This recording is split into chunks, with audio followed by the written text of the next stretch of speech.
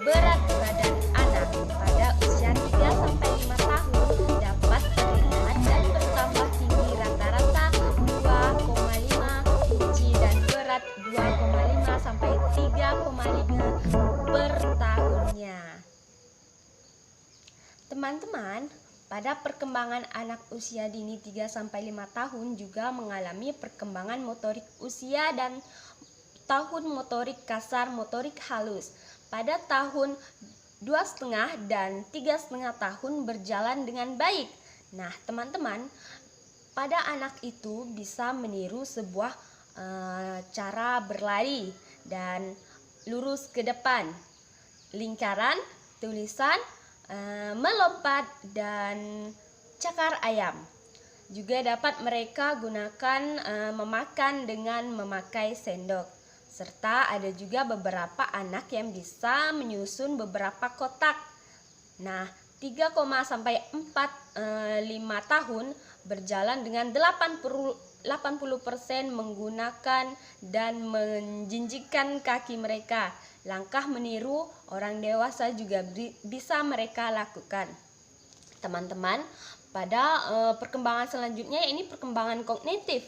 Nah, pada perkembangan kognitif ini perkembangannya adalah perkembangan kemampuan untuk mengeksplorasikan lingkungan. Nah, karena ada bertambah besarnya koordinasi dan pengendalian motorik yang meliputi perkembangan memori atau daya ingat dan perkembangan bahasa pada mereka dan perkembangan emosi pada mereka.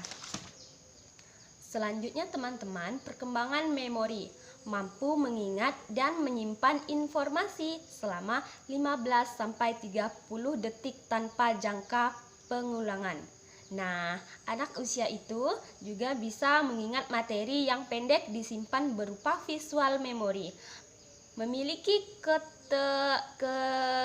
ketapatan, teman-teman, mereka juga memiliki ketepatan 75% dalam hal jangka mengingat materi yang diberikan, misalnya kognitif gambar.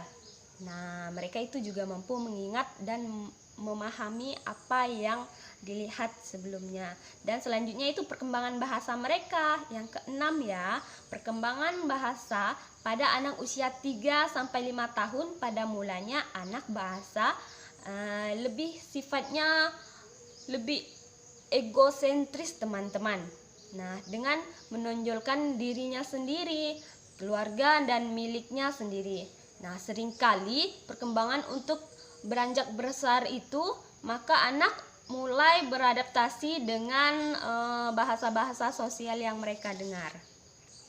Ada juga teman-teman perkembangan emosi yang selama kanak-kanak itu emosinya sangat kuat, tampak mencolok pada anak usia dini. Nah, di sini juga ada keterangannya. Selanjutnya, karakteristik emosi anak dibandingkan dengan orang dewasa. Itu emosi anak pada anak orang dewasa atau lebih berlangsung singkat dan berakhir berlangsung lebih lama, teman-teman. Selanjutnya, perkembangan emosional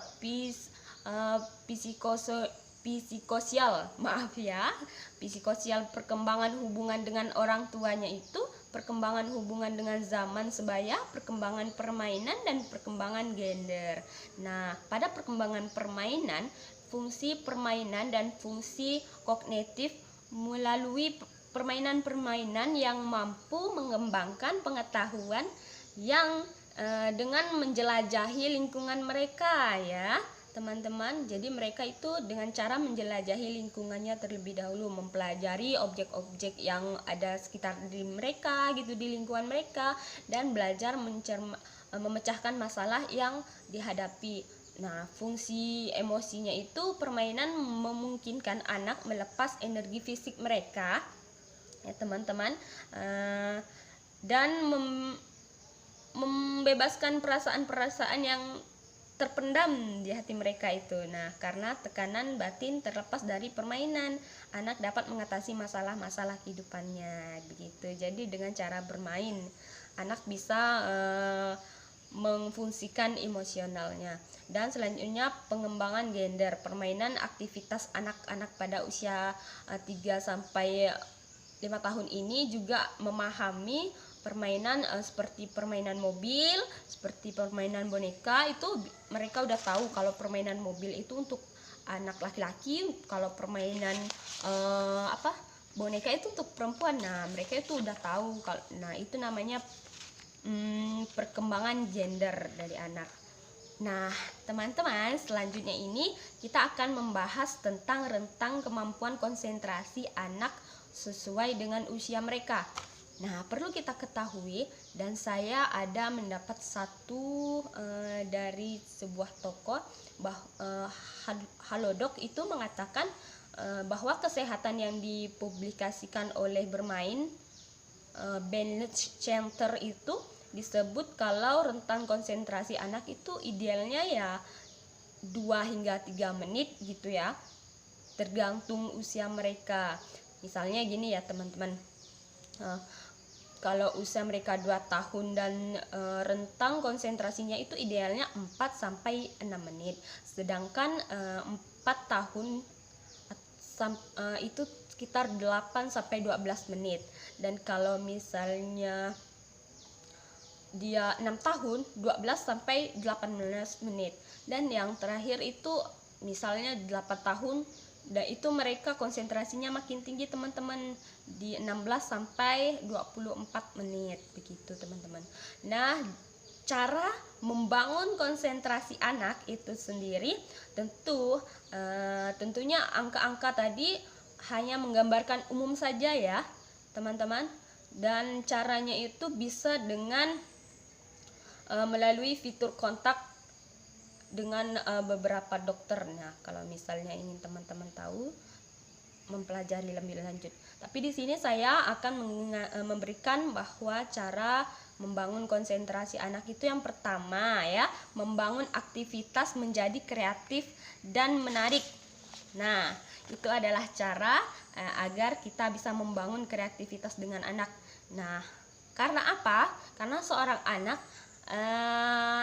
anak itu yang tidak suka matematika misalnya, kalau kita membangun kontak yang menarik dengan anak, pasti kita mengajarkannya misalnya cara berhitung 1, 2, 3 dan 1 ditambah 1 itu kita bisa bermain, dan aktivitasnya itu lebih menarik atau kreatif gitu. Tentu anak-anak akan menarik. Nah, selanjutnya kalau kita ikut berpikir dengan anak-anak, jadi kita ikut andil, misalnya mereka berpikir bagaimana ini guru, kita ikut menjawabnya. Nah, itu lebih bagus.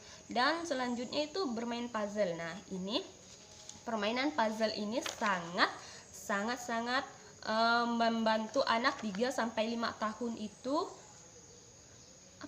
lebih suka. Karena apa? Permainan puzzle ini juga warnanya juga bagus teman-teman. Kalau dilihat oleh anak-anak 3 sampai 5 tahun itu mengundang kecerahan gitu kan ya. Kalau misalnya menebak kepala, kaki, menyusun itu sangat menjadikan anak-anak ikut senang. Dan coba deh buat puzzle sebagai aktivitas rutin mereka. Pasti akan mereka terbiasa untuk berpikir fokus, karena permainan puzzle ini juga melatih konsentrasi mereka. Nah, yang tak kalah pentingnya itu membuat istirahat pendek teman-teman dengan anak. Jadi kalau mereka merasa mumet, letih, jadi buatlah istirahat pendek dengan ice breaking misalnya. Nah, itu adalah 4 cara ya teman-teman untuk membangun konsentrasi anak. Nah, pada aspek-aspeknya itu, rentan kemampuan konsentrasi anak itu tentu memiliki tujuan untuk mengembangkan aspek-aspeknya. Yang pertama, aspek agama dan moral. Jadi teman-teman, sebelum kita melakukan kegiatan itu, kita melakukan aspek moral dulu. Kita uji dulu anak-anaknya ini bisa berkembang atau tidak, begitu ya. Aspek moralnya itu misalnya dengan sebelum belajar, sebelum bermain kita berdoa dulu gitu ya, untuk mengetahui agar anak terbiasa gitu. Dan fisik motoriknya, nah pada permainan puzzle yang kita sebutkan tadi, teman-teman itu bisa melatih fisik motorik anak, yaitu dengan anak menebak puzzle-nya dan saat itu bisa mengira gitu ya. Nah teman-teman, pada aspek kognitifnya juga dalam permainan ini, dalam permainan puzzle itu juga mampu mengembangkan dan menjadikan anak mengenal yang mana nih yang bagian kepala, yang mana yang bagian kaki gitu ya. Nah itu perkembangan kognitifnya sangat penting.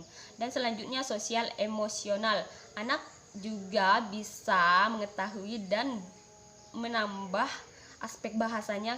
Misalnya permainan itu berkelompok teman-teman, jadi bisa menebak, bisa berbicara dengan temannya sambil mengeluarkan bahasa-bahasa yang unik. Ini yang mana ya? Ini yang mana? Nah itu bisa aspek perkembangan bahasanya juga dimiliki oleh anak tersebut dengan permainan puzzle. Dan juga sosial emosionalnya, artinya apa teman-teman? Ya karena dengan sabar dan beraturan memainkan puzzle, menyusunnya itu melatih sosial emosional. Dan yang tak kalah pentingnya itu adalah seni ya. Dari menyusun puzzle-puzzle tersebut adalah seni yang akan dibentuk pada anak. Bisa tidak ya anak itu membuat seni atau menjadikan puzzle itu jadi gitu ya pada bentuk yang sebenarnya, misalnya puzzle hewan. Nah itulah karakteristik anak usia 3 sampai 5 tahun.